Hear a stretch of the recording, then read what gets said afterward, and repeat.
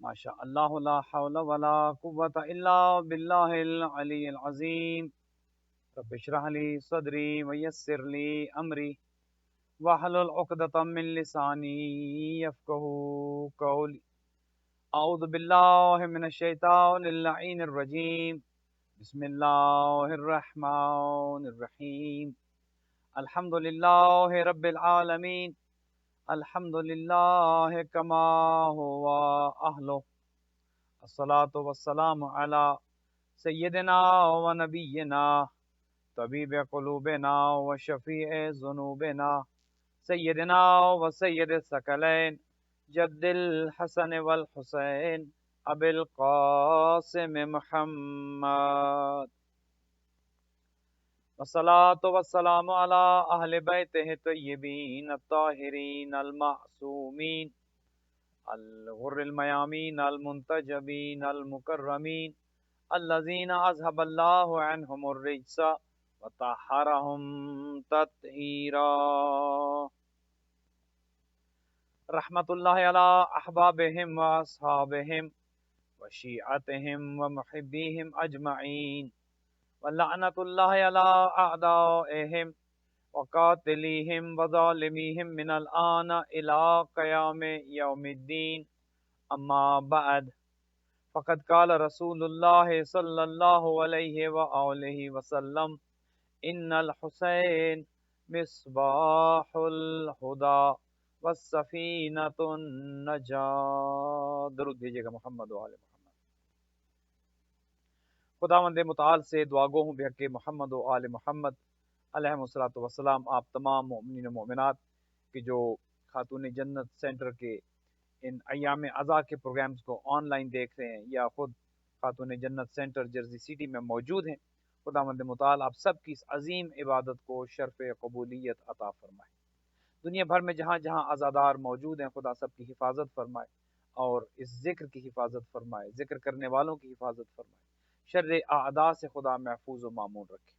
آج کی پہلی مجلس کے جو ایام عزا محرم الحرام 1442 ہجری کی پہلی مجلس ہے، اس مجلس کو جناب مرحوم احسن امتیاز کی فیملی نے اسپانسر کیا ہے۔ ہم دعا گو ہیں خداوند بزرگ و برتر جناب احسن امتیاز صاحب کے درجات کو متعالی فرمائے، جوار ائمہ معصومین علیہ الصلوۃ والسلام میں جگہ عطا فرمائے اور جوار حضرت علی اکبر علیہ الصلوۃ والسلام میں انہیں جگہ دے، ان کے خانوادے پر رحمت برکت نازل ہوں، ان کے مال و رزق میں برکت ہو، اور جو بھی جہاں کہیں بھی عزاداری کے ساتھ تعاون کر رہے ہیں دامے درہم سخن قدمے، خداوند متعال سب کے لیے اجر جزیل قرار دے اور سب کو خداوند متعال دنیا اور آخرت میں کامیاب و کامران قرار دے۔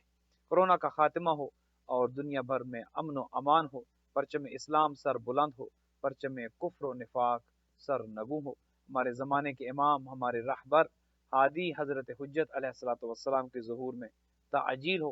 خدا ہمیں اور ہماری اولادوں کو امام کے اعوان و انصار میں قرار دے۔ اپنی ان تمام دعاؤں کی قبولیت کے لیے بلند تر صلوات۔ مومنین، آج کی یہ پہلی مجلس کے جو آپ کی خدمات عالیہ میں ابھی لائیو جاری ہے، وہ کہ ہمارا جو عنوان سخن ہے کہ جو اس عشرے کے لیے کہ جو آج سے شروع ہے اور انشاءاللہ 12 مجالس ہوں گی، سوئم کی مجلس تک جو ہے یہ پروگرام جاری و ساری رہے گا۔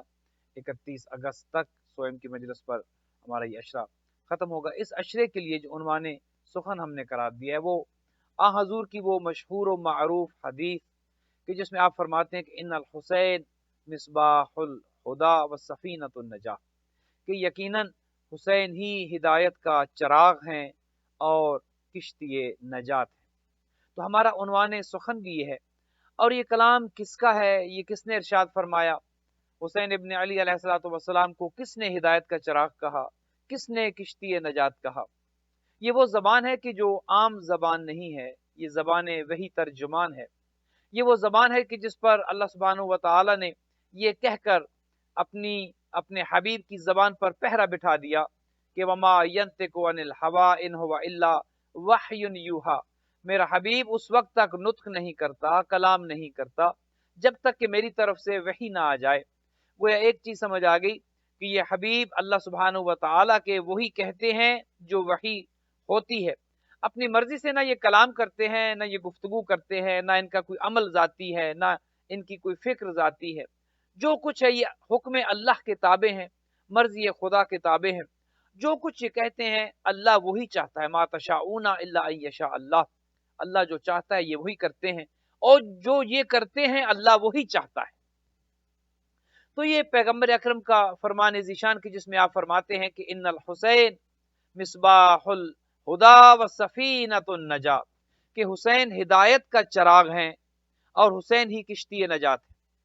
یہ تو آپ سب جانتے ہیں کہ بنی نوع انسان سب کو ہدایت کی ضرورت ہے. وہ کوئی مسلمان ہو یا غیر مسلم، وہ شیعہ ہو یا سنی ہو، اس کا تعلق کسی بھی مکتب فکر سے کیوں نہ ہو، ہدایت ہر ایک کو چاہیے. ہر ایک چاہتا ہے کہ وہ گائیڈڈ ہو، ہر ایک چاہتا ہے کہ اسے ہدایت ملے، ہر ایک یہ چاہتا ہے کہ وہ گمراہ نہ ہو، گمراہوں کا ساتھی نہ ہو. اور یہی بات ہے کہ جو آپ سورہ مبارک فاتحہ میں ہر روز جب آپ نماز پڑھتے ہیں اور سورہ فاتحہ کی آپ تلاوت کرتے ہیں تو آپ یہ بات ہر روز دہراتے ہیں، اور آپ یہ کہتے ہیں کہ اے اللہ اہدنا الصراط المستقیم صراط الذین انعمت علیہم غیر المغضوب علیہم، خدایا ہمیں سیدھی راہ پر ثابت قدم رکھ، ان لوگوں کا راستہ کہ جن پر تیرا انعام نازل ہوا، جو تیرے نیک بندے ہیں، جو صالح بندے ہیں، جن سے تو راضی ہے، جو تجھ سے راضی ہے. اور خدایا جہاں پر ہم ان لوگوں کے راستے پر رہنے کی دعا کر رہے ہیں کہ صراط مستقیم پر ان اپنے نیک اور پیارے بندوں کے راستے پر ہمیں بھی ثابت قدم رکھنا. خدایا ہم وہیں پر ایک دعا اور کرتے ہیں، غیر المغضوب علیہم ولا الضالین، خدایا ہمیں ان لوگوں کے راستے پر کبھی نہ چلانا کہ جو گمراہ ہیں، جو گمراہی کے راستے پر ہیں، جن کی ہدایت اب نہیں ہو سکتی، جو گمراہ ہو چکے ہیں، جو راستے سے ہٹ چکے ہیں، جو صراط مستقیم سے ہٹ چکے ہیں. گویا ہر انسان، وہ شیعہ ہو یا سنی، دیوبندی ہو یا بریلوی، کسی بھی مکتب فکر سے اس کا تعلق کیوں نہ ہو، وہ ہر نماز میں جب سورہ مبارک فاتحہ پڑھتا ہے تو ہدایت کی دعا کرتا ہے، خدایا ہمیں ہدایت دے کر رکھنا. یہ بات الگ ہے کہ جو مکتب جعفری کے ماننے والے ہیں، جن کا تعلق اہل بیت علیہ الصلوۃ والسلام سے ہے، جنہوں نے دین خانوادہ عصمت و طہارت سے لیا ہے، ہم یہ کہتے ہیں کہ خدایا ہمیں اہل بیت کے راستے پر، صراط مستقیم پر، یہ وہی صراط مستقیم ہے جو اہل بیت کا راستہ ہے. اہل بیت کا راستہ ہی صراط مستقیم ہے، چونکہ پیغمبر اکرم نے یہی راستہ جاتے ہوئے دکھایا، اہل بیت کے حوالے ہی ہمیں کر کے گئے. تو ہم تو یہ کہتے ہیں کہ خدایا ہمیں سیدھے راستے پر ثابت قدم رکھنا، راستہ تو ہمیں مل چکا ہے، ثابت قدم رکھنا. اور کچھ اس کا ترجمہ یوں کرتے ہیں کہ خدایا ہمیں سیدھا راستہ دکھا. بہرحال ثابت قدم رہنے والے ہوں یا راستہ دیکھنے کی دعا کرنے والے ہوں، دونوں یہ دعا کرتے ہیں کہ خدایا ہمیں گمراہوں کے راستے پر نہ چلانا، جو خود گمراہ رہے ہوں، جو کسی زمانے میں بھی گمراہ رہے ہوں. جو خود گمراہ ہو وہ کسی کی ہدایت کیا کر سکتا ہے؟ لہٰذا ہر نمازی، ہر مسلمان اپنی نماز میں یہ دعا کرتا ہے کہ خدایا میں ہدایت چاہتا ہوں. اب جب ہدایت کی ضرورت ہر ایک کو ہے، کوئی بھی ہدایت کی ضرورت سے مستثنا نہیں ہے، کسی بھی مکتب سے، کسی بھی مسلک سے تعلق رکھنے والا کیوں نہ ہو، ہدایت چاہیے. تو آئیے جب ہدایت چاہیے تو دیکھتے ہیں کہ ہدایت ہے کہاں پر، یہ ہدایت کہاں سے ملے گی، یہ کیسے ملے گی، یہ ہدایت کون دے گا. جب یہ بات طے ہو چکی ہے کہ ہدایت کی ضرورت سب کو ہے، تو جب ہدایت کی ضرورت ہے تو دیکھنا چاہیے نا کہ یہ ہدایت ملتی کہاں سے. جب ہمیں ہدایت چاہیے تو آئیے ذرا دیکھیں کہ یہ ہدایت کہاں سے ملتی ہے. تو ایک تو اللہ کا قرآن یہ آواز دیتے ہوئے کہتا ہے کہ بسم اللہ الرحمن الرحیم، الف لام میم ذالک الکتاب لا ریب فیہ ھدی للمتقین، کہ یہ کتاب خدا بھی ہدایت کرتی ہے، لیکن کن کی؟ جو صاحبان تقوی ہوں، جو متقی ہوں. اللہ کی کتاب متقین کی ہدایت کرتی ہے، اور متقی ہونے کے لیے ضروری یہ ہے کہ انسان ایمان والا بھی ہو. ایمان اگر نہیں ہے تو صاحب تقوی ہو نہیں سکتا.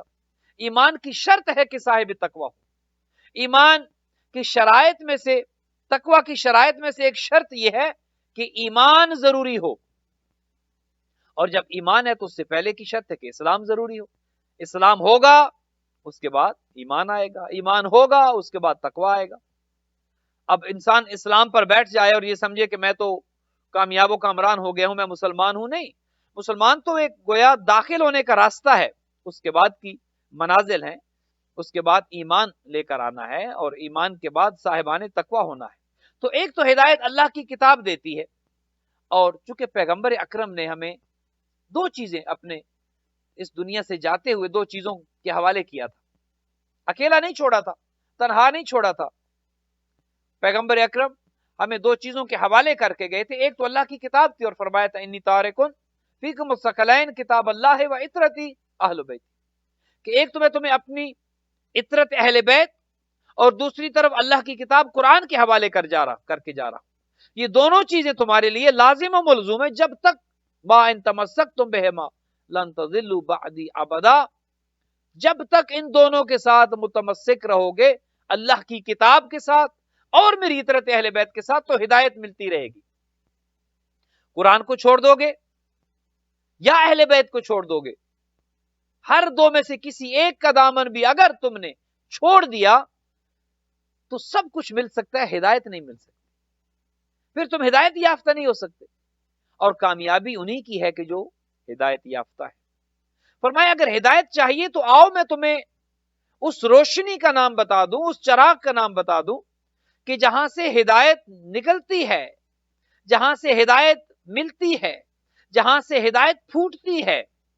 فرمایا ان الحسین مصباح الہدی، میرا بیٹا، میرا لخت جگر، میرا نواسا، میرا نور عین، میرا نور چشم، میرا بیٹا حسین ہدایت کا چراغ ہے، ہدایت کی روشنی حسین ابن علی کا نام ہے، حسین سے ہدایت ملتی ہے، جو حسین کے ساتھ مل جائے گا ہدایت یافتہ ہو جائے گا، جو حسین سے دور ہو جائے گا وہ ہدایت سے دور ہو جائے گا، چونکہ مینار ہدایت حسین ابن علی، حسین ابن علی کے ساتھ متمسک رہو گے، یہ اللہ کا نبی فرما رہا، حسین ابن علی کے ساتھ جڑے رہو گے تو ہدایت پر رہو گے، اور اگر حسین سے دور ہو گئے، مکتب حسین سے دور ہو گئے، مقصد حسین سے دور ہو گئے، مشن حسین سے دور ہو گئے، تو پھر ہدایت پر نہیں رہو گے، چونکہ ہدایت تو حسین ابن علی سے ملتی ہے۔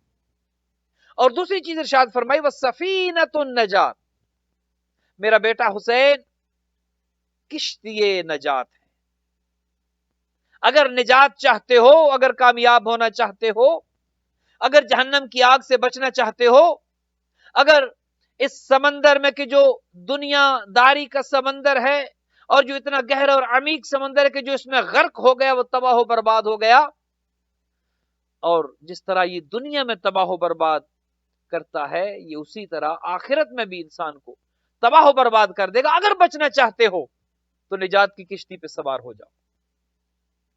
حضور فرماتے ہیں کہ ہدایت چاہیے تو چراغ ہدایت حسین ہے، نجات چاہیے، غرق نہیں ہونا چاہتے، ڈوبنا نہیں چاہتے، آگ میں جلنا نہیں چاہتے، تباہ و برباد نہیں ہونا چاہتے، کامیابی اگر چاہتے ہو تو آؤ کشتی نجات پر سوار ہو جاؤ، اور وہ کشتی نجات حسین ابن علی۔ دیکھیے دو چیزیں ہر انسان کو چاہیے، ہدایت بھی چاہیے، نجات بھی چاہیے۔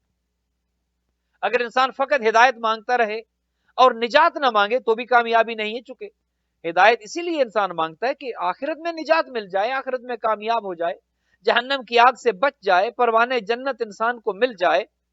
ہر انسان کی یہ خواہش ہے کہ میں کامیاب ہو جاؤں۔ حضور کہتے ہیں کہ اگر ہدایت چاہیے کامیابی کے لیے اور کامیاب ہونا چاہتے ہو تو یہ دو کام کر لو، ایک تو جو چراغ ہدایت ہے اس کی روشنی کو لینا شروع کر دو، اپنے آپ کو متمسک کر دو، جوڑ دو، ملا دو اس چراغ ہدایت کے ساتھ، اور دوسرا اس کشتی پر سوار ہو جاؤ کہ جو نجات کی کشتی ہے۔ جب تم اس کشتی پر سوار ہو جاؤ گے یہ پھر تمہیں ڈوبنے نہیں دے گی، یہ نجات کی کشتی ہے، یہ تو کامیابی کا سفینہ ہے، یہ تو کامرانی کا سفینہ ہے۔ عزاداران محترم، عزاداران سید الشہداء، اہل بیت کے چاہنے والوں، ماتم کرنے والے، نوحہ پڑھنے والے، مجلسیں سننے والے، گریہ کرنے والے، آپ تمام مومنین و مومنات دنیا بھر میں جہاں جہاں بھی اس پروگرام کو، اس مجلس کو، خاتون جنت سینٹر کا یہ لائیو پروگرام دیکھا یا سنا جا رہا ہے. میں آپ کی خدمت میں عرض کروں گا، آپ کا بڑا مقام ہے، خدا نے آپ کو بڑی عزت دی ہے، خدا نے آپ کو بڑا مرتبہ دیا ہے، خدا نے آپ کو بہت بڑا مقام دیا ہے. آزادار ہونا یقین کریں بہت بڑا مقام و مرتبہ ہے، چونکہ آزاداری ہی دین کی بقا کی ضامن ہے. وہ جب آپ آزاداری کرتے ہیں تو دین کا جو درخت ہے، جو شجر ہے، اسلام کا جو درخت ہے، جو کسی زمانے میں ایک ننھا منھا سا پودا تھا، پھر کربلا نے اسے سینچا، پھر کربلا نے آبیاری کی، اور آج وہ ننھا منھا پودا تناور درخت بن چکا ہے. اسلام کا وہ درخت آج اگر موجود ہے اور اس حالت میں ہے تو اس میں آزاداری کا بہت بڑا کردار ہے. اگر آزاداری نہ ہوتی، یقین کریں آج اسلام کا یہ درخت اس حالت میں نہ ہوتا. ہمارا جو موضوع ہے انشاءاللہ اس پر گفتگو کل سے ہم جاری و ساری کریں گے. آج چونکہ بزرگان کا، علماء کرام کا، متقدمین کا انداز یہی رہا ہے کہ پہلی مجلس میں آزاداری کی اہمیت پر گفتگو ہوتی ہے تاکہ پتہ چلے ہم کیا کرنے جا رہے ہیں، اور اگر خدا نخواستہ کوئی متوجہ نہیں ہے تو وہ متوجہ ہو جائے کہ ایام عزا میں میری ذمہ داری کیا ہے، میرا وظیفہ کیا ہے، میں نے کرنا کیا ہے، یہ کتنا اہم ترین کام ہے کہ جو میں کرنے جا رہا ہوں، یہ کتنی بڑی ذمہ داری ہے کہ میں ایک مظلوم کے حق میں آواز اٹھانے جا رہا ہوں. آزاداری بہت بڑی نعمت کا نام ہے. حسین گر تیری آزاداری نہ ہوتی، حسین گر تیری آزاداری نہ ہوتی، مظلوم کی دنیا میں طرفداری نہ ہوتی. آج اگر آزاداری موجود ہے تو یقین جانیے یہ مظلوم کے لیے ایک بہت بڑی طاقت ہے. مظلوم کے لیے آزاداری سید الشہداء، چونکہ آزاداری خود ظالم کے خلاف ہے اور آزاداری صدائے احتجاج کا بلند کرنا ہے. آج اگر اسلام موجود ہے اور بہترین طاقتور شجر کی صورت میں موجود ہے تو اس کی جڑوں میں جہاں کربلا نے شہداء کا خون ڈالا ہے وہیں پر ہم سب کے آنسو بھی شامل ہیں. آج اگر یہ درخت تر و تازہ ہے تو کربلا نے جہاں پر اس کی آبیاری کی ہے وہیں پر آنسوؤں نے اس درخت کو تر و تازہ رکھا ہوا ہے. آزاداری نے اس درخت کو تر و تازہ رکھا ہوا ہے. آزاداری سید الشہداء جہاں پر دین کی بقا کی ضامن ہے، جہاں پر مکتب کی بقا کی ضامن ہے، وہیں پر ظالم کے خلاف صدائے احتجاج بلند کرنا ہے اور مظلوم کے حق میں آواز اٹھانا ہے. یقین جانیے یہ آزاداری ہی ہے کہ آج دنیا میں مظلوم کے حق میں آواز اٹھائی جاتی ہے. دشمن نے تو یہ بھرپور کوشش کی کہ آزاداری کو مٹا دیا جائے، ختم کر دیا جائے اور اہل بیت کے حق کو پھر سے چھینا جائے. اہل بیت نے کیوں زور دیا ہے کہ آزاداری پر پوری توجہ دینا، آزاداری پر کوئی سمجھوتا نہ کرنا. ہر امام نے آزاداری کی اہمیت کو اتنا بیان کیا کہ اگر یہ کہا جائے کہ شاید یہ واجب ہے تو بے جان نہ ہوگا. اور اس معنی میں بھی آپ کہہ سکتے ہیں چونکہ آزاداری میں امر بالمعروف ہوتا ہے، نہی عن المنکر ہوتا ہے، اور یہ ہمارے واجبات میں سے ہے. معصومین میں سے ہر امام نے، ائمہ اہل بیت نے خاص کر کے تاکید کی ہے آزاداری کی.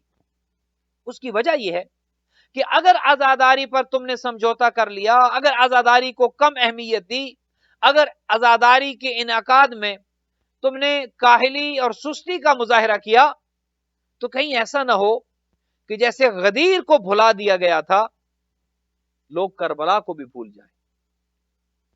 غدیر کہ جہاں پر دین مکمل ہوا، جہاں پر دین نعمتیں تمام ہوئیں، لوگوں نے بھلا دیا اسے. 1.25 لاکھ صحابہ کرام کے مجمع میں اگر علی ولی اللہ کی ولایت کا اعلان کر کے لوگ بھلا دیتے ہیں تو بعید نہیں کہ لوگ کربلا کو بھی بھلا دیتے. اور کوشش کی گئی اس پر. दुश्मनों ने कोशिश की, खुद यजीद मलाउन ने कोशिश की, बनु उमैया ने सर तोड़ कोशिश की, बनु अब्बास ने पूरी तवानाइयां लगा दी इस पर कि मजलूम का जिक्र मिट जाए, कोई याद न रखे कि करबला का वाकया क्या था। 61 हिजरी में एक वाकया होता है, आज 1442 हिजरी शुरू हो चुकी है, 1381 साल बनते हैं वाकये करबला को हुए, 1381 साल। आप देखिए बड़े बड़े लोग दुनिया से चले जाते हैं, लोग मारे जाते हैं, लोग मार दिए जाते हैं, लोग मजलूमियत की हालत में मारे जाते हैं, लोग बड़ी बड़ी कुर्बानियां दे देते हैं, लोग बड़ा बड़ा मकाम और मर्तबा हासिल कर लेते हैं, लेकिन कुछ अरसे के बाद उनका नाम लोगों को याद नहीं रहता, उनका किस्सा लोग भूल जाते हैं, वो वाकया लोगों को फरामोश हो जाता है। लेकिन करबला का वाकया 1381 साल हो चुके हैं, और हर साल क्या बल्कि हर रोज यूं लगता है कि आज का वाकया है। कुल्लु अर्दिन करबला व कुल्लु यौमिन आशूरा, हर जमीन जमीन करबला है और हर रोज रोज आशूरा। लगता है ये आज की बात है, ये लगता ही नहीं कि करबला 1381 साल होने वाला, इससे पहले होने वाला कोई वाकया है, लगता है कि आज हुआ है। क्या वजह है इसमें?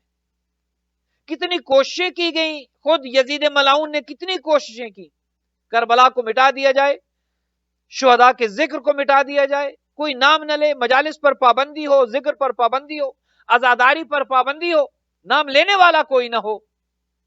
बनु उमैया ने सर तोड़ कोशिशें की, आयमा को जहर दिलवाया गया, शहीद किया गया, सादात को चुन चुन कर कत्ल किया गया, दीवारों में चुनवाया गया। जिक्र मिट जाए, जिक्र करने वाले मिट जाएं, लोगों के दिलों से अहले बैत की मोहब्बत मिट जाए, गरीब से मोहब्बत मिट जाए, गरीब करबला की अकीदत दिल से खत्म हो जाए, मजलूम की मोहब्बत दिल में न रहे। कितनी कोशिशें हुई। बनु उमैया के बाद बनु अब्बास आए, उन्होंने आकर शायद उनसे ज्यादा ये सही की कि अहले बैत का जिक्र मिटा दिया जाए, एक से बढ़कर एक जालिम आया।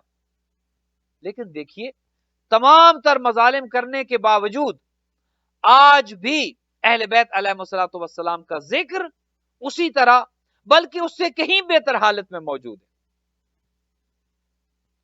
कैसे कैसे? मुतवक्किल अब्बासी जैसे जालिम आए जिन्होंने कब्रों को खत्म करना चाहा, हल चलवाए,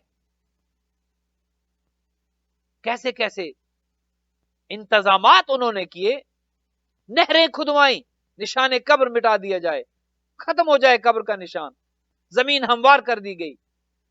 लेकिन जो ही पानी कब्र के करीब गया तो रुक गया, चूंकि अल्लाह सुब्हानहू व तआला ने, ये खुदा का वादा है, फज़कुरूनी अज़कुरकुम, ए हुसैन इब्न अली तुमने नोके नेजा पर मेरा जिक्र किया, अब कयामत तक के लिए इस जिक्र को बाकी मैं रखूंगा, अब ये जिक्र खत्म नहीं हो सकता, अब ये जिक्र के जो मजलूम का जिक्र है कभी खत्म नहीं हो सकता, क्योंकि अल्लाह सुब्हानहू व तआला का वादा है। तो आजादारी की अहमियत पर आइम्मा ने अपनी जिंदगी में बेशुमार जहां पर माल सर्फ किया, लोगों को आजादारी की अहमियत बताई और बताया कि मजलूम के हक में कभी काहली ना करना, कभी सुस्ती ना करना, मजलूम के हक में हमेशा आवाज उठाना और हमेशा मजलूम के मददगार रहना। इमाम जाफर सादिक अलैहिस्सलातु वस्सलाम को इमाम मोहम्मद बाकिर अलैहिस्सलातु वस्सलाम ने वसीयत में यह कहा था कि मेरे माल में से 10 साल तक मिना में आजादारी करवाना, मजालस सैयद शुहदा को बपा करना। दीगर आइमा का भी यह मामूल रहा है और मुकम्मल और हर मुमकिन ये कोशिश की कि मजलूम का जिक्र मौजूद रहे, मजलूम का जिक्र। और उसकी वजह यह थी, आइमा ने आजादारी की अहमियत को इसलिए बयान किया कि अगर आजादारी की अहमियत कम हो गई, लोग करबला को भूल जाएंगे, और जब करबला भुला दी गई तो इस्लाम खत्म हो जाएगा, क्योंकि इस्लाम करबला के साथ जुड़ा हुआ है। करबला से हट के इस्लाम को देखेंगे तो इस्लाम का हकीकी चेहरा नजर नहीं आएगा। करबला से ہٹ کر اسلام کو اگر سمجھنے کی کوشش کریں گے تو اسلام سمجھ نہیں آئے گا. اسلام وہی حقیقی اسلام ہے کہ جو کربلا کے ساتھ جڑا ہے. قتل حسین اصل میں مرگ یزید ہے، اسلام زندہ ہو گیا بس کربلا کے بعد. اصل جو اسلام ہے وہ تو کربلا نے زندہ کیا ہے. اس سے پہلے اسلام کی حالت کیا تھی؟ غریب کربلا کی شہادت سے پہلے اسلام کا حلیہ کیا بنایا جا رہا تھا؟ حلال محمد کو حرام کیا جا رہا تھا، حرام محمد کو حلال کیا جا رہا تھا. اور اس صورتحال میں حجت خدا پر یہ ذمہ داری عائد ہوتی تھی کہ آواز حق کو بلند کریں. اپنی جان اگر جاتی ہے اللہ کے لیے، توحید کے لیے، نبوت و رسالت کے لیے، پیغام حق کے لیے تو چلی جائے، لیکن اسلام کا بال بھی پیکا نہ ہو. لہذا ائمہ نے خاص کر کے ہدایت کی ہے کہ عزاداری کو زندہ رکھنا، ہر حال میں عزاداری کو زندہ رکھنا. کرونا ہو، یہ جو آج کل کے حالات ہیں، کیا اس کی کیا حیثیت ہے؟ ذکر کبھی بند نہیں ہوگا، ذکر کبھی ختم نہیں ہوگا. ابھی تو حالات اتنے مشکل نہیں ہیں، ابھی تو صورتحال اتنی خراب نہیں ہے. ذرا دیکھیے 1200-1300 سال پہلے کا منظر ذرا دیکھیے، جب ذکر کرنے والے کی گردن اڑا دی جاتی تھی. کیا آج وہ حالات ہیں؟ نہیں ہے. تو آج کوئی یہ نہ کہے کہ مجلسیں نہیں ہوں گی، عزاداری نہیں ہوگی. کرونا ہے، نہیں کرونا کی کیا حیثیت ہے؟ ہم نے تو تب عزاداری کی ہے، ہم نے تو تب مجلسیں کی ہیں کہ جب گردنیں کٹی ہیں، ہاتھ کٹے ہیں، دیواروں میں چنوایا گیا ہے، سولی پر چڑھایا گیا ہے. ہم نے تو یہ ذکر تب نہیں چھوڑا. تو آج تو دنیا میں امن ہے، امان ہے. ہم نے تو یہ عزاداری تب کی ہے جب تازیانے مارے جاتے تھے، کوڑے مارے جاتے تھے. ہم نے یہ ذکر تب نہیں چھوڑا. اب تو ماشاءاللہ ہم ایک طاقت ہے، اب تو ہمیں قوت ہے، اب تو اللہ سبحانہ و تعالی نے ہمیں عزت دی ہے، ہماری پہچان ہے. امن کا پیغام تشیع کا چہرہ ہے، جو روشن چہرہ ہے، واضح چہرہ ہے. اور یہ امن عزاداری کی وجہ سے ہے. یہ ہمارا تشیع کا روشن چہرہ عزاداری کی وجہ سے، ہماری مظلومیت کی وجہ سے ہے. ہر دور میں ہم مظلوم رہے ہیں، کسی دور میں ظالم نہیں رہے. اہل بیت کے چاہنے والے ہر دور میں مظلوم رہے ہیں، اور یہی وجہ ہے کہ ہم عزادار ہیں، کیونکہ مظلوم کے حامی ہیں. ہم نے کبھی ظالم کی حمایت نہیں کی ہے، کبھی ظالم کے ساتھ ہم نہیں کھڑے ہوئے. ہم تو گریہ کرنے والی قوم ہیں، رونے والی قوم ہیں، مظلوم پر آنسو بہاتے ہیں. اور ہمارے آنسو اتنی طاقت رکھتے ہیں اپنے اندر. آپ اپنے آنسوؤں کو کمزور نہ سمجھا کریں. ہمارے آنسو اتنی طاقت ہے ان میں کہ یہ دشمن کے کلیجے پر خنجر بن کے لگتے ہیں. ہمارے آنسو اپنے اندر اتنی قوت رکھتے ہیں کہ یزیدی ایوانوں کو ہلا کر رکھ دیتے ہیں. ان آنسوؤں میں اتنی طاقت ہے، رونے میں اتنی طاقت ہے، مظلومیت میں اتنی طاقت ہے. مظلوم پر رونا بہت بڑا اجر و ثواب ہے. رونا تو فطرت میں ہے، عزاداری تو فطرت میں ہے، مظلوم سے حمایت تو فطرت میں ہے. یہ تو اللہ سبحانہ و تعالیٰ نے انسان کی فطرت میں رکھا ہے اسے. اگر فطرت میں نہ ہوتا، رونا زندگی کی علامت نہ ہوتا، تو بچہ پیدا ہوتے ہوئے روتے ہوئے نہ آتا. وہ روتا ہوا آتا ہے تو پتہ چلتا ہے زندہ رہے گا. زندگی کی علامت ہے یہ. رونا جہاں پر زندگی کی علامت ہے، جہاں پر حیات کی علامت ہے، وہیں پر مظلومیت کو اجاگر کرتا ہے. اور شاید یہی وجہ ہے کہ جب بھی محرم قریب آتا ہے، کچھ اہل بیت کے دشمن بھی میدان میں آ جاتے ہیں اور وہ طرح طرح کے اعتراض کرتے ہیں. روتے کیوں ہو؟ رونا تو بزدلی کی علامت ہے، رونا تو کمزوری کی علامت ہے، رونا تو فطرت کے خلاف ہے. کس نے کہا آپ کو رونا فطرت کے خلاف ہے؟ رونا تو عین فطرت ہے. اگر عین فطرت نہ ہوتا، بچہ دنیا میں آتے ہوئے روتا نہیں. رونا فطرت کی علامت ہے. سائنس میں دیکھیے، سائنس یہ کہتی ہے کہ رونے سے انسان کے دماغ پر اچھے اثرات مرتب ہوتے ہیں. انسان کی طبیعت پر اچھا اثر ملتا ہے. رونے سے انسان کا ڈپریشن کم ہوتا ہے, اور رونے سے انسان کے اندر کچھ ایسے ہارمونز جاری ہوتے ہیں, امونیا سسٹم کا نظام جو ہے وہ رونے سے اتنا ایکٹیو ہوتا ہے کہ انسان کے اندر قوت مدافعت بڑھتی ہے. رونے سے انسان کے اندر ڈی ہائیڈریشن نہیں ہوتی. یہ آج کی سائنس نے ان چیزوں کو ثابت کیا ہے. چونکہ رونا انسان کی فطرت میں, خود قرآن نے یہ کہا فَلْيَضْحَكُوا قَلِيلًا وَلْيَبْكُوا كَثِيرًا, کہ زندگی میں ہنسو کم اور رو زیادہ. تو قرآن تو رونے کا حکم دے, فطرت میں رونے کو رکھا ہے, مظلوم کی حمایت کو فطرت میں رکھا ہے, اور پھر کہتے ہیں کہ زندہ کو کیوں روتے ہیں. میں آپ سے یہ پوچھتا ہوں, ایک 4 یا 5 سال کا بچہ اگر گھر میں ہو اور اس کی ماں کچھ دیر کے لیے گھر سے باہر جائے, تو فطرتی عمل یہ ہے کہ بچہ روتا ہے. بچے کی فطرت میں یہ ہے کہ وہ بچہ جب اس کی ماں جائے گی تو روئے گا. آپ لاکھ اسے سمجھائیں کہ بیٹا ماں زندہ ہے, زندہ کو کیوں رو رہے ہو, وہ بچہ گریا اور زیادہ کرے گا, اس کے رونے میں شدت آئے گی, وہ اور زیادہ روئے گا. آپ اسے لاکھ سمجھائیں, اور یہ شاید سمجھانے والوں کا جواب یہی ہے کہ جب وہ کہیں کہ مت رو تو زیادہ رو, جب وہ کہیں کہ گریا نہ کرو تو زیادہ گریا کرو, جب وہ کہیں کہ مجلسیں نہ بپا کرو, جواب یہ ہے کہ زیادہ مجلسیں بپا کرو. جب آزاداری پر پابندی کی بات آئے تو زیادہ آزاداری کرو, زیادہ ماتم کرو, زیادہ نوحے پڑھو. آپ اس بچے کو لاکھ سمجھائیں, وہ بچہ گریا کرے گا, حالانکہ جانتا ہے کہ ماں زندہ ہے. کیوں گریا کرے گا؟ کیونکہ رونا انسان کی فطرت میں ہے, اور زندہ پر رونا انسان کی فطرت میں ہے. باپ جب بیٹی کو رخصت کرتا ہے, کیا روتا ہے یا نہیں روتا؟ اور بیٹی کو رخصت کرتے ہوئے کیا وہ جانتا ہے یا نہیں جانتا کہ یہ زندہ ہے, تو کیوں روتا ہے؟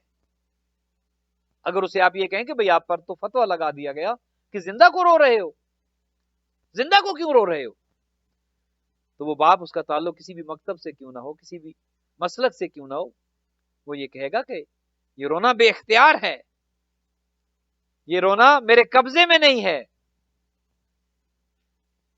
میں اس پر قابو نہیں رکھ سکتا, چونکہ فطرت میں رونا ہے.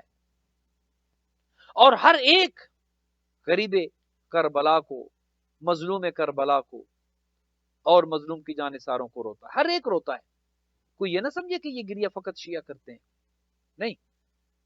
مظلوم کے لیے رونا کوئی لمیٹڈ نہیں ہے, کوئی حدود و قیود نہیں ہے اس کی کہ کون روئے اور کون نہ روئے. مظلوم کے لیے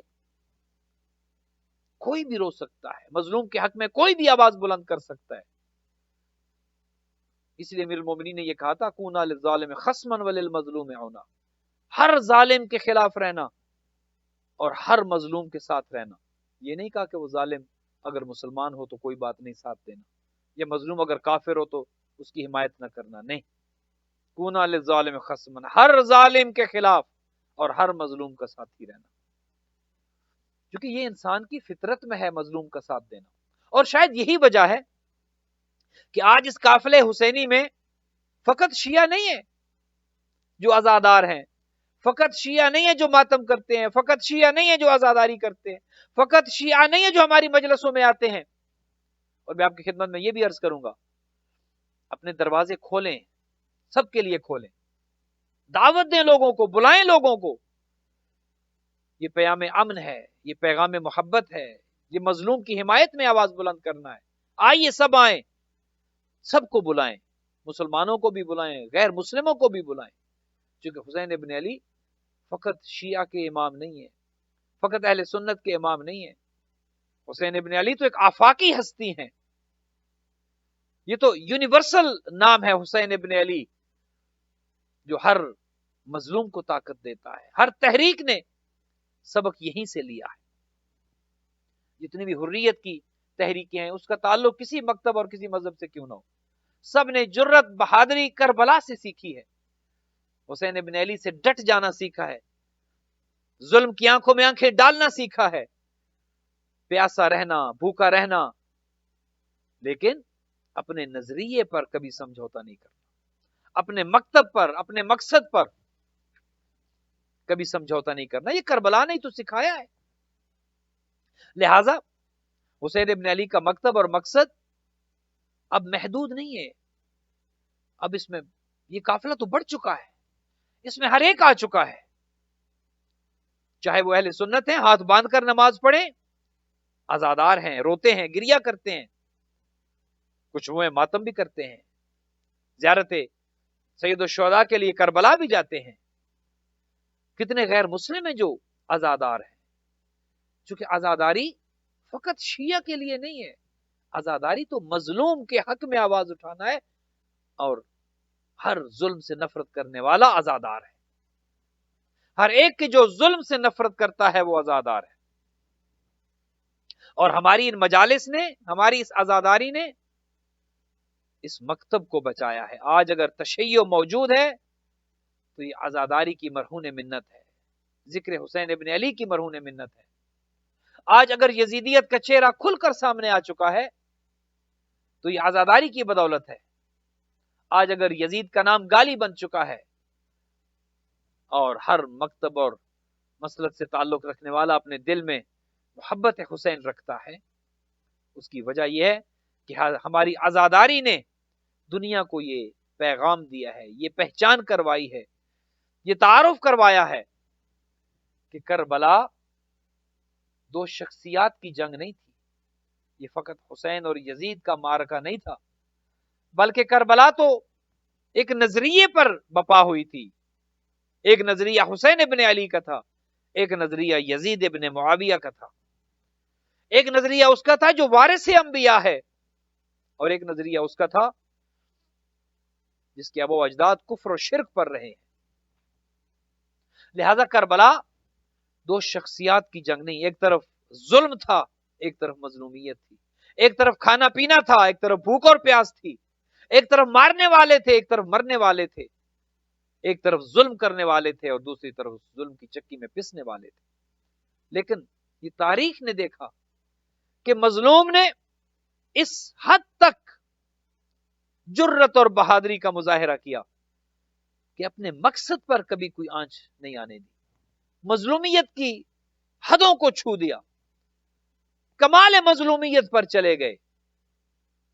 ایسی مظلومیت چشم فلک نے کبھی نہیں دیکھی جو ظلم کربلا میں ہوا. لیکن اپنے مقصد اور اپنے نظریے پر کوئی سمجھوتا نہیں کیا، جس کا نتیجہ یہ نکلا کہ آج تک یزیدیت پر لعن اور نفرین کی جاتی ہے، اور ہر مکتب اور مقصد سے تعلق رکھنے والا، نظریے سے تعلق رکھنے والا عزادار بن چکا ہے. بلکہ اگر یوں کہوں تو شاید زیادہ مناسب ہوگا کہ دنیا کا اکثر حصہ عزادار بن چکا ہے. مکتب کوئی ہو، نظریہ کوئی ہو، مذہب کوئی ہو، عزاداری مشترک عمل ہے. عزاداری کسی خاص مکتب کے لیے مخصوص نہیں ہے، بلکہ اگر یوں کہوں کہ اب تو دو مکتب بن چکے ہیں، دو نظریے بن چکے ہیں، دو سکول آف تھاٹس بن چکے ہیں. ایک کا نام ہے حسینیت اور ایک کا نام ہے یزیدیت. اب تو پہچان یہ بن گئی ہے کہ تم حسینی ہو یا یزیدی ہو، نماز پڑھتے ہو ہاتھ باندھ کر یا کھول کر، کافر ہو، ہندو ہو، سکھ ہو، عیسائی ہو یا کیا ہو، وہ بعد میں پوچھا جائے گا. پہلے یہ بتاؤ ظالم کے ساتھ کھڑے ہو یا مظلوم کے ساتھ کھڑے ہو، یزید کے ساتھ کھڑے ہو یا حسین کے ساتھ کھڑے ہو، یزیدیت کے ساتھ کھڑے ہو یا حسینیت کے ساتھ کھڑے ہو. اب تو بات یہاں سے شروع ہوگی. اگر حسینی ہو تو آؤ ہمارے گلے لگو. ہم تم سے تمہارا مسلک نہیں پوچھیں گے، ہم تم سے تمہارا مذہب نہیں پوچھیں گے. جب حسینی بن جاؤ گے تو حسین ہی چونکہ ہدایت کا چراغ ہیں، ہدایت یہیں سے ملتی ہے. آؤ ذرا حسینی تو بنو، پھر مسلمان بھی بن جاؤ گے، پھر مومن بھی بن جاؤ گے، پھر متقی بھی بن جاؤ گے. چونکہ ہدایت تو یہیں سے ملنی ہے، چراغ ہدایت تو حسین ابن علی ہے. جب ہدایت کے چراغ سے دور رہو گے تو ہدایت ملے گی کہاں سے؟ نبی مکرم نے تو یہ بتا دیا تھا کہ ہدایت حسین ابن علی کا نام ہے. تو پہلے آؤ تو صحیح، ہدایت لینے کے اہل تو بنو، جب حسین کے قافلے میں آ جاؤ گے، جب حسینی بن جاؤ گے، تو کم از کم ظالم سے نفرت آ جائے گی تمہارے دل میں، اور مظلوم سے محبت آ جائے گی۔ یہاں سے بات شروع ہوتی ہے۔ لاکھ نمازیں پڑھو، لاکھ روزے رکھو، لاکھ عبادتیں کرو، لیکن اگر عبادتیں کر کے بھی کھڑے ظالم کے ساتھ ہو، تمہاری عبادتوں کا فائدہ کیا ہے؟ اگر روزے رکھ کے، سجدے کر کے، عبادتیں کر کے پھر تمہارے دل میں ہمدردی ظالم کی ہے، تو پھر اس کا مطلب یہ ہے کہ تم ظالم کے ظلم میں اس کا ساتھ دے رہے ہو۔ تمہاری نمازیں کدھر گئی؟ تمہاری عبادتیں کدھر گئی؟ بات تو شروع یہاں سے ہوتی ہے کہ بتاؤ کہ کس کے ساتھ کھڑے ہو، ظالم کے ساتھ یا مظلوم کے ساتھ؟ اور اگر مظلوم کے ساتھ کھڑے ہو تو کیا مظلوم کے حق میں آنسو بہتے ہیں یا نہیں؟ یہ آنسو، اتنی طاقت ہے ان آنسوؤں میں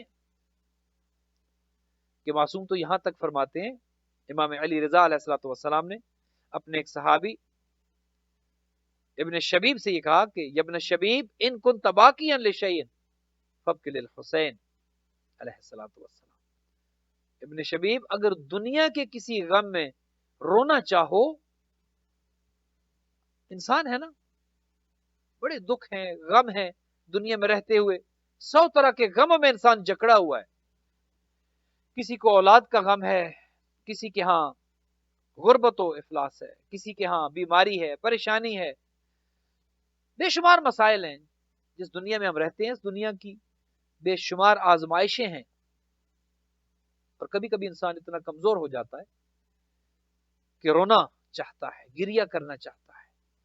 معصوم یہ فرماتے ہیں کہ دیکھو اپنے صحابی، اپنے چاہنے والے ابن شبیب، اے شبیب کے بیٹے، ان کنت باقیا لشیء فابکی للحسین، اگر دنیا کے کسی غم میں تجھے رونا آ رہا ہو نا، اپنا بیٹا یاد آ رہا ہو، جوان بیٹا اگر دنیا سے چلا گیا، اس کی یاد آ رہی ہو، غربت و افلاس کی وجہ سے رونا آ رہا ہو، اپنی بیماری یا دیگر مسائل کی وجہ سے چاہتے ہو کہ رو، فابکی للحسین، اپنا گریہ حسین کے غم میں منتقل کر دینا، اپنا غم حسین کے غم میں شامل کر دینا، تمہارا غم ختم ہو جائے گا۔ تمہارے یہ آنسو بہیں تو حسین کے لیے بہیں، تمہاری آواز بلند ہو تو حسین کے حق میں۔ اور کہا کہ جب کوئی بھی اہل بیت کا چاہنے والا ان کی مدح میں بولتا ہے، شاعر ایک شعر کہتا ہے، 2 مصرے کہتا ہے، معصوم فرماتے ہیں کہ جو ہمارے حق میں 2 مصرے، کوئی مظلوم کے حق میں، مظلوم کی شان میں کوئی 2 مصرے کہہ دے، ہم جنت میں ان 2 مصروں کے عوض اسے گھر دے دیتے ہیں۔ اللہ اکبر! دیکھا ہے آپ نے مظلوم کے حق میں بولنے کا، عزاداری کا اجر کیا ہے؟ کتنی بڑی دولت ہے یہ عزاداری، کتنی بڑی نعمت ہے یہ عزاداری۔ کہا کہ 2 شعر کے جو ہماری محبت میں کوئی کہہ دے، ہم اسے جنت میں ایک گھر دیں گے، ایک بیت کہے ہم اسے ایک بیت وہاں دے دیں گے۔ اور پھر کہا کہ جو ہمارے غم میں روئے گا، جو عزادار ہوگا، جو عزاداری سید الشہداء بپا کرے گا، قیامت کے دن کہ جب ہر آنکھ اشک بار ہوگی، وہ آنکھ جو دنیا میں حسین کو روتی رہی ہوگی، قیامت کے دن وہ آنکھ نہیں روئے گی۔ جو آنکھ حسین کے غم میں روتی رہی ہوگی، قیامت میں جب ہر آنکھ رو رہی ہوگی، وہ آنکھ انتہائی امن اور اطمینان میں ہوگی جو حسین پر گریہ کرتی رہی ہوگی۔ اللہ اکبر! عزادارو، محرم کا چاند جب نکلتا ہے نا، بے ساختہ رونے کو دل کرتا ہے، بس میں نہیں رہتا، محرم کا نام سنتے ہی چاہتا ہے دل کے انسان روئے اور جی بھر کے روئے۔ خود معصوم فرماتے انا قتیل العبرہ، میں ایک ایسا مقتول ہوں کہ جسے ظلم و بربریت سے شہید کیا گیا۔ جب بھی میرا نام آئے گا، کوئی روئے بغیر رہ نہیں سکے گا۔ اس نام میں تاثیر اتنی ہے، حسین کے نام میں وہ کیا مظلومیت ہے کہ نام سنتے ہی انسان چاہتا ہے کہ رو دے. اور محرم کا چاند طلوع ہوتے ہی اہل بیت کے چاہنے والوں کے گھروں سے گریہ وزاری کی آوازیں بلند ہونا شروع ہو جاتی ہیں. ہر آنکھ اشکبار ہو جاتی ہے، ہر چہرہ اداس دکھائی دیتا ہے. لیکن یہ فقط انسان نہیں ہے کہ جو عزادار ہیں، جو گریہ کرتے ہیں. کائنات کے ذرے ذرے میں صف عذاب بچ جاتی ہے، صف ماتم بچ جاتی ہے. بلکہ مدینہ کے رہنے والے لوگ، روایات میں ملتا ہے کہ محرم کا چاند آسمان پر نہیں دیکھتے تھے کہ چاند نکلا یا نہیں نکلا. وہ ہمارے چھٹے امام امام جعفر صادق کی گلی میں سے گزرتے، اگر تو امام کے گھر سے گریہ وزاری، آہو بکا، آہو فغاں کی آواز بلند ہو رہی ہوتی، مدینہ والے سمجھ جاتے محرم کا چاند طلوع ہو چکا ہے، زہرا کی بیٹیاں راستے میں ہیں، 2 محرم کو کربلا پہنچنے والی ہیں. محرم کا چاند طلوع ہوتے ہی انسان کا دل گویا بیٹھنا شروع ہو جاتا ہے. نام حسین میں اثر اتنا ہے، اس نام میں تاثیر اتنی ہے. حضرت آدم کو جب جبرائیل نے کہا نا کہ یہ نام پڑھو، کہو یا محمود بحق محمد، یا اعلیٰ بحق علی، یا فاطر السماوات والارض بحق فاطمہ، یا محسن بحق الحسن، یا قدیم الاحسان بحق الحسین علیہ الصلاۃ والسلام. تو حضرت آدم نے کہا اے جبرائیل، یہ جو نام تم نے مجھے پڑھائے ہیں، ان ناموں میں بڑی تاثیر ہے، بڑا اثر ہے ان ناموں میں. میں نے کہا یا محمود بحق محمد، یہ محمد کون ہے کہ جن کا نام میں نے لیا میرے دل کو سکون ملا، میرے دل کو چین ملا. کہا یہ آخری نبی ہوں گے. کہا پھر جبرائیل یہ بتاؤ، جب میں نے کہا یا اعلیٰ بحق علی، یہ علی کون ہے؟ علی کا نام جب لیا تو میرا دل باغ باغ ہو گیا، میرے دل کو خوشی ملی، شادمانی ملی. کہا یہ اسی نبی کے وصی ہیں. کہا جبرائیل یہ بتاؤ یہ خاتون کون ہے کہ جس کا نام جب میں نے لیا یا فاطر السماوات والارض بحق فاطمہ، میں نے جب اس بی بی کا نام لیا میری آنکھیں شرم سے، حیا سے جھک گئیں، احترام میں جھک گئیں. یہ بی بی کون ہے؟ کہا یہ اسی نبی کی بیٹی ہے، علی کی زوجہ ہے. کہا بھائی جبرائیل مجھے یہ بتاؤ، جب میں نے کہا یا محسن بحق الحسن، میرے دل کو اچھا لگا یہ نام لے کے، میرے دل کو سکون ملا. کہا یہ اسی نبی کا نواسہ ہے. پھر جب حضرت آدم نے یہ پوچھا کہ جبرائیل یہ آخری نام کی جو تو نے سکھایا مجھے، یہ نام جب میں نے لیا تو میرا دل گویا بیٹھ رہا ہے، میرا دل مغموم ہو گیا، میرا دل گھٹ رہا ہے. اے بھائی جبرائیل میری آنکھوں میں آنسو آ رہے ہیں، یہ نام کس کا نام ہے؟ یہ کون ہے حسین کہ جس کا نام لیتے ہی میرا دل چاہتا ہے کہ میں رو دوں اور جی بھر کے رو. یہ کون ہے؟ یہ حسین کون ہے؟ تو جبرائیل نے کہا کہ اے آدم، یہ اسی نبی کا ایک نواسہ ہے. اس نبی کو اپنے نواسے سے بہت محبت تھی، بہت محبت، بہت. روایت میں ملتا ہے کہ سید الشہداء اپنے نانا جان کی زیارت کے لیے جب آئے نا، بچپنا ہے آقا کریم کا، میرے مولا امام حسین کا بچپنا ہے، اور اپنے نانا کی زیارت کے لیے آئے. بیبیوں میں سلمہ گھر میں موجود ہے. تو پیغمبر اکرم نے اپنے نواسے کو اپنے سینے پر لٹایا، پیار کر رہے ہیں. کبھی رخساروں کا بوسہ لیتے ہیں، کبھی پیشانی کا بوسہ لیتے ہیں، کبھی لبوں کا بوسہ لیتے ہیں، کبھی سینے کا بوسہ لیتے ہیں. بی ام سلمہ آتی ہیں اور کہتی یا رسول اللہ، آپ کو حسین سے بہت محبت ہے. یہ کہنا تھا کہ رحمت للعالمین کی آنکھوں میں آنسو جاری ہوئے. کہا ام سلمہ میرا حسین مجھے بہت پیارا ہے، لیکن مجھے جبرائیل نے یہ خبر دی ہے کہ یہی میرا لال، یہی میرا بیٹا، یہی میرا نواسا کربلا میں 3 دن کا بھوکا اور پیاسا ظالموں کا ظلم سہتے ہوئے اپنے بھائیوں، بھتیجوں، بیٹوں، اپنے جانثاروں سمیت شہید کر دیا جائے گا۔ پھر وہ خاک دی اور کہا کہ اسے اپنے پاس رکھ لو، ایک شیشی میں رکھ لو، جب یہ خاک خون میں بدل جائے سمجھنا میرا یہ لال دنیا میں نہیں رہا۔ اتنی محبت تھی آقا کریم کو، خود رسول اللہ عزادار ہیں، جب ولادت ہوئی تو گریہ کیا، جب پتہ چلا کہ میرے ہاں نواسا پیدا ہوا ہے، اللہ نے فاطمہ کو ایک چاند سا بیٹا دیا ہے، تو آقا کریم تشریف لائے، بی بی نے امام حسین کو آقا کریم کے ہاتھوں پر دیا، اپنے نواسے کو اٹھایا اور گریہ کیا۔ خاتون جنت نے ایک سوال کیا، بابا جان یہ تو خوشی کا موقع ہے، آپ تو مجھے مبارکباد دیتے، میرے ہاں بیٹے کی ولادت ہوئی ہے۔ کہا ہاں فاطمہ میں بہت خوش ہوں، اللہ نے تمہیں بیٹا دیا ہے، میں بہت خوش ہوں، لیکن فاطمہ ابھی جبرائیل آئے ہیں اور مجھے آ کر یہ خبر دی ہے کہ اے اللہ کے حبیب، اللہ یہ کہتا ہے کہ یہ نواسا کی جس سے آپ بہت پیار کر رہے ہیں، یہ نواسا کی جسے آپ بار بار چوم رہے ہیں، یہی آپ کا لال، یہی آپ کا نواسا کربلا میں بے یار و مددگار شہید کر دیا جائے گا۔ یہ سننا تھا، ماں تھی نا، ماں تڑپ گئی، برداشت نہ کر سکی،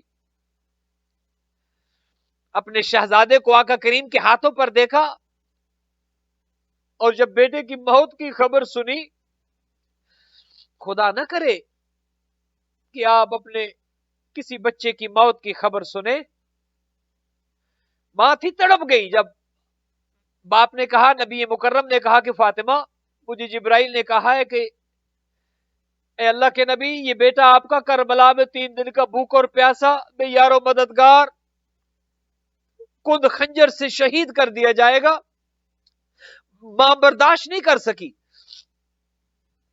کہا ہے بابا جان اگر میرا بیٹا اتنا مظلوم ہوگا تو آپ کہاں ہوں گے؟ کیا آپ میرے بیٹے کی مدد نہیں کریں گے؟ کیا فاطمہ افسوس میں اس وقت نہیں ہوں گا جب حسین تنہا رہ جائے گا میدان کربلا میں، فاطمہ میں نہیں ہوں گا۔ کہا اچھا اس کے بابا علی تو ہوں گے؟ کہا نہیں فاطمہ، علی دنیا سے جا چکے ہوں گے۔ ماں تھی، اب برداشت نہیں ہو رہا، کہا اس کا بھائی حسن، کیا حسن اپنے بھائی کی مدد کو آئے گا؟ کہ نہیں، حسن دنیا سے جا چکے ہوں گے۔ ماں تھی، برداشت نہ کر سکی، کہا بابا جان اگر آپ میں سے کوئی نہیں ہوگا تو میں اپنے بچے کی مدد کیا میں کروں گی؟ عزادارو، جب آقا کریم نے یہ کہا نا فاطمہ کوئی نہیں ہوگا، نہ میں، نہ علی، نہ حسن، نہ آپ، کوئی نہیں ہوگا، یہ سننا تھا۔